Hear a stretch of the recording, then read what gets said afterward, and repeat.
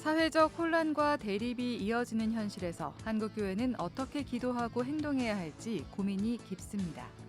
CBS가 목회자들로부터 지혜와 성찰의 메시지를 듣는 특집 토론회를 마련했습니다. 심각한 사회 갈등 속에 나타나고 있는 왜곡된 근본주의 신앙의 문제점을 짚어보고 있습니다. 오늘은 마지막으로 성경적인 바른 신앙 회복을 위해 어떤 노력이 필요할지 생각해 봅니다. 한강 작가의 노벨 문학상 수상을 계기로 책에 대한 관심이 높아졌지만 실제 책을 읽는 문화는 크게 확산되지 못하고 있는 현실입니다. 한국교회의 독서 문화를 활성화하기 위해 작은 기독 출판사들이 독자와 저자, 책을 만나는 컨퍼런스를 마련해 관심이 모아집니다. 여러분 안녕하십니까? CBS 뉴스입니다. 사회적 혼란과 대립이 이어지는 현실에서 한국교회는 어떻게 기도하고 행동해야 할까요? CBS는 혼란의 시대, 목회자들의 지혜와 성찰을 담은 특집 토론 프로그램을 준비했습니다. 한혜인 기자입니다. 사회적 혼란과 대립이 이어지고 있습니다. 화평의 메시지를 전해야 할 교회가 도리어 갈등을 부추기고 있다는 지적도 나옵니다. 혼란의 시대 한국교회는 어떤 방향성으로 행동하고 기도해야 할지 논의하는 자리가 마련됐습니다. 중앙성결교회 한기채 목사의 사회로 진행된 토론회에는 CBS 이사장 육순종 목사와 정동 제1교회 천영태 목사, 산정현교회 김관선 목사가 출연했습니다. 한국 기독교 선교 140년 역사를 함께해온 목회자들은 먼저 교회 안으로까지 파고든 정치 양극화 현상에 대해 안타까운 마음을 표했습니다.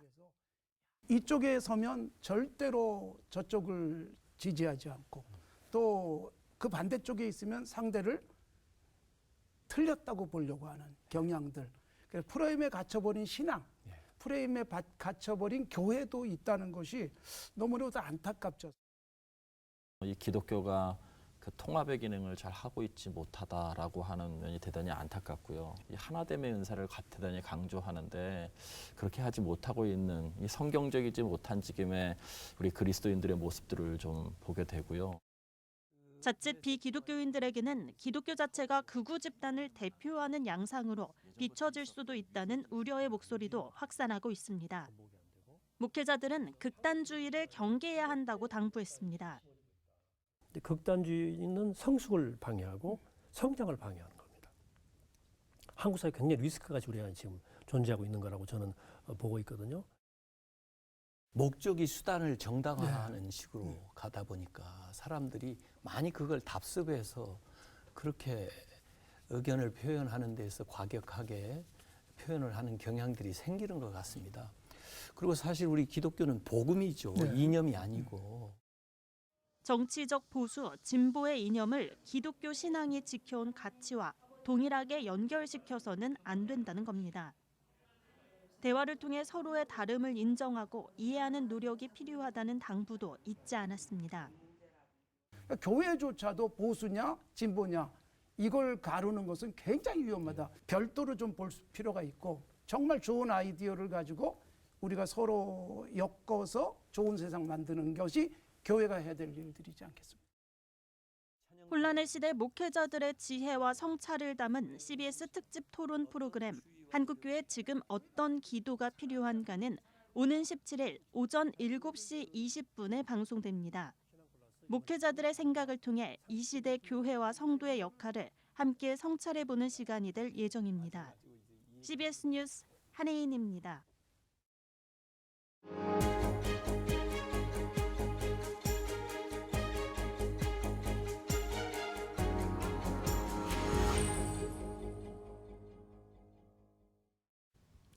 CBS는 심각한 사회 갈등 속에 나타나고 있는 왜곡된 근본주의 신앙의 문제점을 짚어보고 있습니다.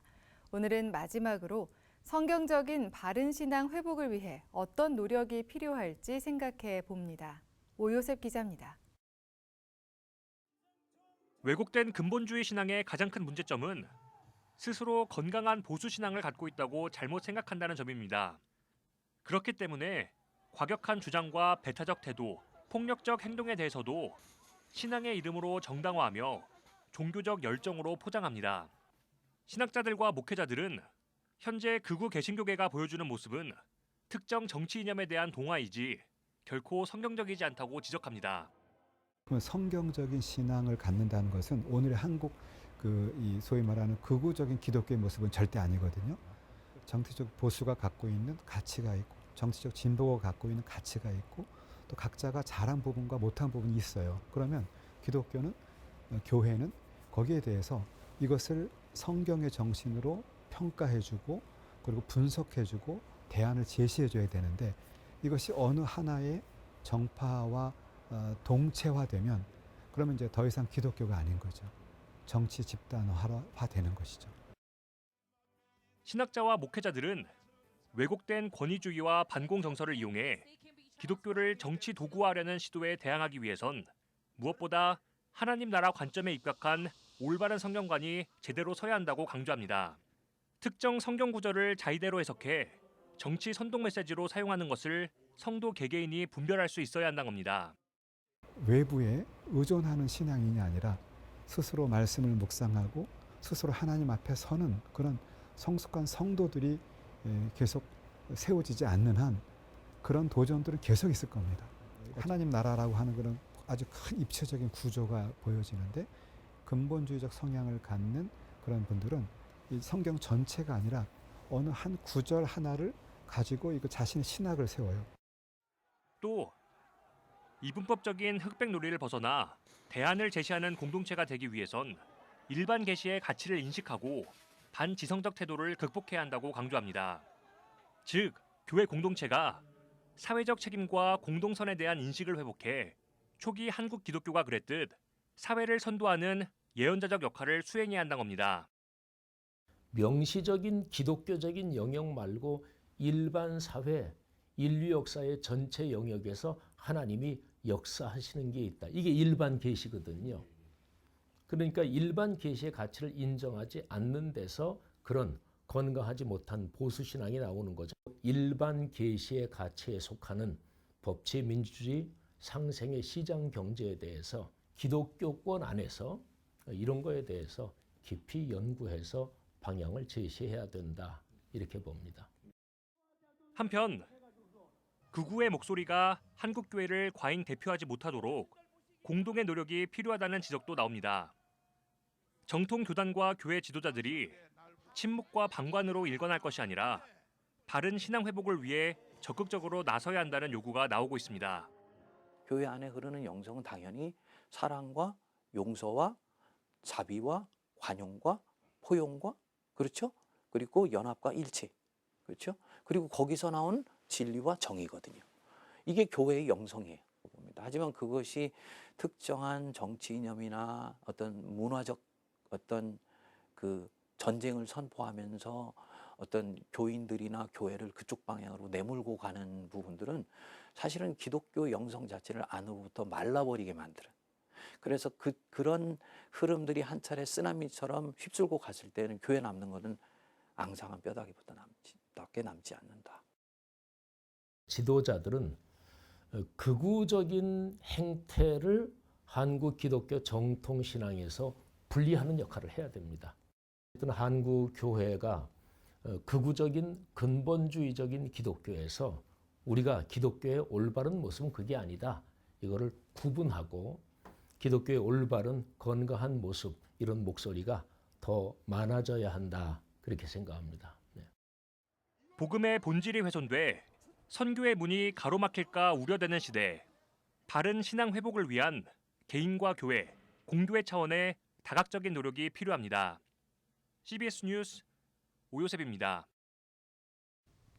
한국 기독교 장로회가 한국 기독교안에 뿌리 내려온 근본주의 신앙의 폐단을 방관하고 용인해온 잘못을 회개한다고 밝혔습니다. 기장교회와 사회위원회, 평화통일위원회, 기후정의위원회는 공식 홈페이지에 한국 기독교 장로회 2025년 사회선교 실천 지침을 제시하고 전광훈을 비롯한 극우 기독교 세력을 중심으로 우리 사회 속에 전체주의의 망령이 되살아나고 있다고 개탄했습니다. 위원회들은 이들은 상식적이고 합리적인 판단 대신 흑백 논리와 가짜 뉴스, 맹목적 신앙에 기대 국민을 편가르기 하고 혐오와 폭력을 선동하며 한국교회 위상을 실추시키고 있다고 말했습니다. 이어 교회는 복음보다 극우 이념을 앞세우며 증오와 혐오를 유포하는 유사 기독교의 거짓 선동을 철저히 경계하고 거룩의 가치를 실현하는 신앙 훈련을 실천해야 한다고 전했습니다. 대한예수교장로회 통합총회 목회자들이 오는 20일 서울 연동교회에서 시국기도회를 개최합니다. 헌법을 위반한 12.3 내란 사태에 대해 한국교회의 명확한 반대 의지를 드러내기 위해서입니다. 기도회 준비위원들은 특히 강단에서 극우적 시각을 드러내는 일부 목회자들에게 목사 칭호를 붙이지 않고 이단으로 규정한다는 안건을 노회에 올리는 운동을 진행하겠다고 말했습니다. 기도회는 예배와 토론회로 진행되며 예장통합총회 정영택 전 총회장이 설교하며 연세대학교 정종훈 교수가 기조 강연을 맡았습니다. 한국 교회의 독서 문화를 활성화하기 위해 작은 기독 출판사들이 독자와 저자, 책을 만나는 컨퍼런스를 마련합니다. 독서 인구가 줄어가는 현실에서 독자들과 소통하며 독서의 즐거움을 경험하는 자리를 만든다는 계획입니다. 천수연 기자입니다. 한강 작가의 노벨 문학상 수상을 계기로 책에 대한 관심이 높아졌지만 실제 책을 읽는 문화는 크게 확산되지 못하고 있는 현실입니다. 한국교회 출판 시장, 독서 시장의 전망도 그리 밝지 않습니다. 매체는 다양해지고 감소하는 독서 인구는 좀처럼 늘지 않습니다.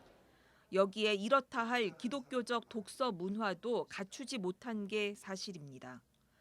교회에서는 책 읽기를 통해 사고를 넓히기보다는 일방적인 가르침을 전달하는 것에 익숙하고 무엇보다 교회의 주된 관심이 여전히 부흥 성장에 있기 때문입니다. 교회사 안에서 뭔가 좀 인문학서적이든 좀 기독교 고전이든 좀 소들을 좀 살찌울 수 있을 만한 그런 것들을 좀 프로그램으로 좀 만들어서 좀 진행하면 훨씬 좋을 텐데 실제적으로 이제 부흥이나 성장 이런 것들에 대한 그 프로그램들만 좀 진행되다 보니까 독자들과의 소통도 쉽지가 않습니다. 상당수 기독 출판사들이 홍보나 마케팅에 여력이 없는 소규모이다 보니 유명 저자의 북콘서트 외에는 1년에 한 번 열리는 국제 도서전이 거의 유일합니다. 이런 가운데 몇몇 소규모 기독 출판사들이 기독교 독서 문화를 만들기 위한 새로운 시도에 나섭니다. 세움북스와 조이북스, 샘 솟는 기쁨, CUP, 홍성사 등 5개 기독 출판사들이 크리스천 독서 컨퍼런스를 개최합니다. 교회, 공감, 위로라는 주제로 열리는 독서 컨퍼런스는 단순히 새 책을 소개하고 판매하는 공간이 아니라 저자와 독자의 만남, 책과의 만남의 자리가 될 예정입니다. 안 읽은 사람은 있어도 한 번만 읽는 사람은 없을 것이다 라고 생각하는 게 이 책의 가치고 영향력이라고 생각을 합니다. 읽고 한 문장, 한 글귀가 자신의 삶에 도움을 줄 수 있는 그런 계기를 만나실 수만 있다면 분명 그분의 삶 가운데 책이 들어갈 거라고 생각하거든요. 이번 컨퍼런스에서는 또 오륜교회 온라인 독서 모임 스타북스 등 크리스천 독서 모임의 대표들을 초청해 책을 선택하고 읽는 방법을 소개합니다. 교회 안에서 독서 모임을 만들 수 있도록 관련 노하우도 나눌 계획입니다. 우리 기독교 안에 이 문화가 그리고 이 책들이 앞으로 더 많은 독자들에게 연속성을 가지고 이야기하려면 우리도 문화라는 걸 가져야 되는데 기독교 안에서 이런 문화가 지금 거의 없거든요. 기독 출판사들은 이번 독서 컨퍼런스를 통해 한국교회와 그리스도인들이 책 문화를 향유하는 기회가 되길 바란다고 전했습니다. 제1회 크리스천 독서 컨퍼런스는 오는 17일 서울 목동 제자교회에서 열립니다. CBS 뉴스 천수연입니다. 여의도 순복음교회가 최근 미국 하와이에서 한반도 평화를 위한 한미 지도자 기도회를 개최했습니다. 이영훈 목사는 기조연설에서 아펜젤러와 언더우드 선교사를 시작으로 수많은 선교사들이 한국에 복음을 전했다며 이들의 헌신과 희생이 있었기에 지금의 한국이 있을 수 있었다고 말했습니다. 여의도 순복음교회가 주관한 이번 기도회는 국내의 정치 변화와 함께 도널드 트럼프 대통령 취임 이후 미국의 정책 변화와 국제정세의 전환기를 맞아 진행됐습니다. 한미 지도자 기도회는 지난 2017년 6월 미국 워싱턴 DC에서 처음 시작해 뉴욕과 하와이, 애틀랜타 등 미국 주요 도시에서 매년 꾸준히 개최돼 왔습니다. 대한기독교교육협회가 오늘 서울 연동교회에서 다음 세대 사역자를 초청해 세미나를 개최했습니다.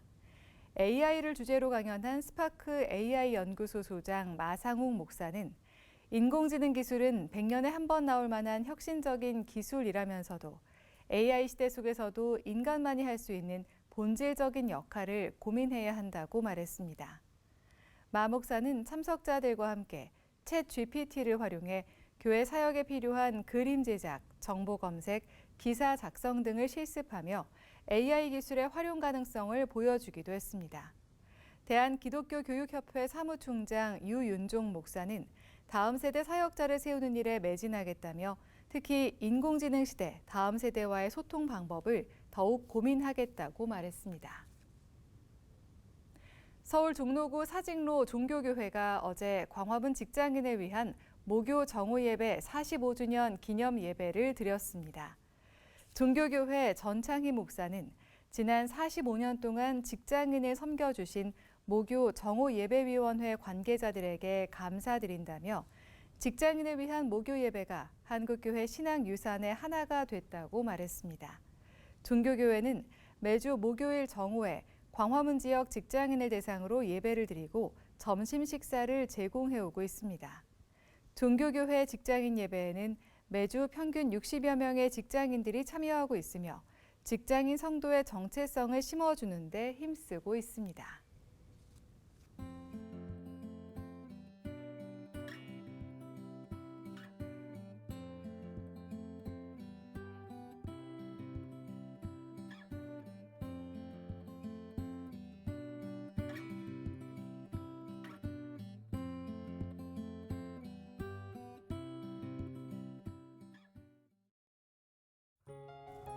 날씨입니다. 내일도 전국에 한파가 이어지는 가운데 바람도 강하게 불어 체감 온도는 더욱 낮겠습니다. 내일 아침 최저 기온은 영하 17도에서 영하 5도, 낮 최고 기온은 영하 4도에서 영상 4도로 예상됩니다. 이상으로 뉴스를 마칩니다. 시청해주신 여러분 고맙습니다.